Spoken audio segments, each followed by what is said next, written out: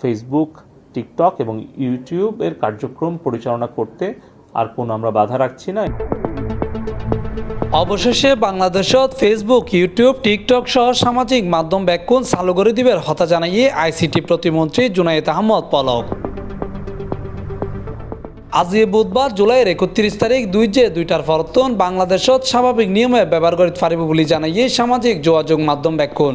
আমি আনুষ্ঠানিকভাবে আজকে আপনাদেরকে জানাতে চাচ্ছি যে আজকে আমরা সেই বিধিনিষেধ আমরা প্রত্যাহার করে নিচ্ছি এবং বাংলাদেশে আমাদের সাইবার স্পেসে আমরা ফেসবুক, টিকটক এবং ইউটিউবের কার্যক্রম পরিচালনা করতে আর কোনো আমরা বাধা রাখছি না। এটা সম্পূর্ণভাবে সবগুলো অ্যাপ্লিকেশন আমরা ওপেন করে দিচ্ছি। কোটা সংস্কার আন্দোলনের জেরে বন্ধ করে দেওয়া প্রায় 2 সপ্তাহ পর ফেসবুক, টিকটক, ইউটিউব সহ অন্যান্য সামাজিক যোগাযোগ মাধ্যম ক্যাশ সার্ভার খুলে দেওয়াই।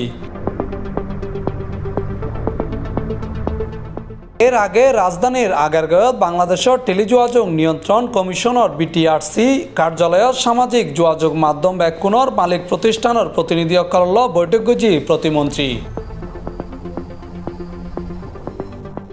উল্লেখ্য, কোটা সংস্কার আন্দোলনের কেন্দ্র করে সংঘর্ষ শুরু হয় জুলাইয়ের 17 তারিখ রাতিয়েতুন মোবাইল ইন্টারনেট এবং 18 জুলাইয়েতুন রাতিয়ে ব্রডব্যান্ড ইন্টারনেট বন্ধ হয়ে যায়।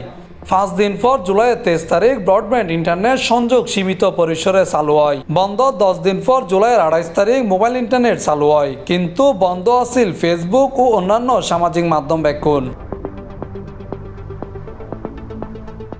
C+ চট্টগ্রাম।